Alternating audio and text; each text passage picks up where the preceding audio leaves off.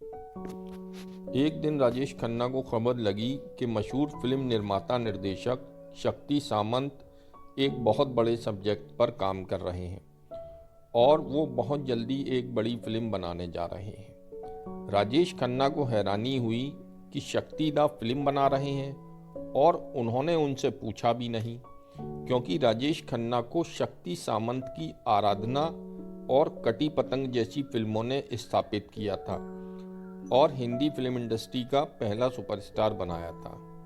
कुछ दिन असमंजस में रहने के बाद आखिरकार राजेश खन्ना का धैर्य जवाब दे गया और वो सीधा शक्ति सामंत के घर पहुंच गए और उन्होंने शक्ति दा को टटोलना शुरू किया।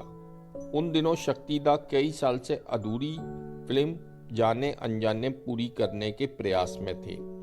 उन्होंने बातों बातों में काका को बता दिया कि उसके बाद वो अमर प्रेम फिल्म बनाने जा रहे हैं, जो एक बंगाली फिल्म का रीमेक है। बस उन्हें एक उपयुक्त नायक की तलाश है। काका यानी कि राजेश खन्ना ने तपाक से जवाब दिया, मैं हूं ना शक्तिदा, आप मुझे भूल क्यों गए। शक्तिदा ने राजेश खन्ना को देखा और फिर व्यंग से हंसते हुए कहा, तुम्हारे पास वक्त कहाँ है, तुम्हारी डायरी में डेट्स ही नहीं है और मैं नहीं चाहता किसी अन्य फिल्म निर्माता की तारीखें काट कर तुम मुझे दो और मैं उसकी उम्र भर गालियां और लानतें सुनता रहूं। राजेश खन्ना गहरी सोच में डूब गए। उन्हें अच्छी तरह से पता था कि उनके पास डेट नहीं है। अचानक काका को आइडिया सूझा।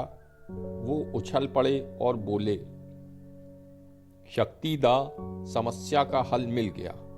रात 8 बजे के बाद की जिंदगी मेरी है। मैं रात को आपकी फिल्म में काम करूंगा। शक्ति दा ने राजेश खन्ना से कहा, सोच लो, ये इतना आसान भी नहीं है जितना तुम सोच रहे हो। दिन भर की शूटिंग के बाद जब तुम थके होगे तो क्या मेरी फिल्म की शूटिंग कर पाओगे? और दूसरी बात, आज तुम्हारी छवि एक सूटेड बूटेड रंगीन प्ले बॉय टाइप सुपरस्टार की है, जो बाग बगीचों में पेड़ों से लिपटकर अपनी हीरोइन से रोमांस करता है, जबकि मेरी फिल्म का नायक एकदम तुम्हारी इमेज से विपरीत है।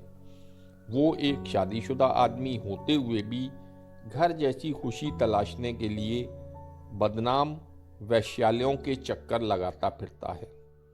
क्या तुम्हारे फैन तुम्हें इस रोल में पसंद करेंगे?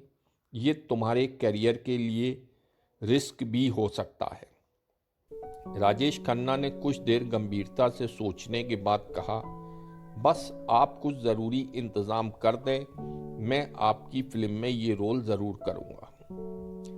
शक्ति दा ने भी कुछ सोचा और हामी भर दी। इस तरह से राजेश खन्ना को अमर प्रेम में आनंद बाबू का रोल मिला और दुनिया जानती है कि अमर प्रेम ही वो फिल्म है जिसे राजेश खन्ना को सुपरस्टार से अदाकार बनाया। उन्होंने इस फिल्म में बेहतरीन अदाकारी की।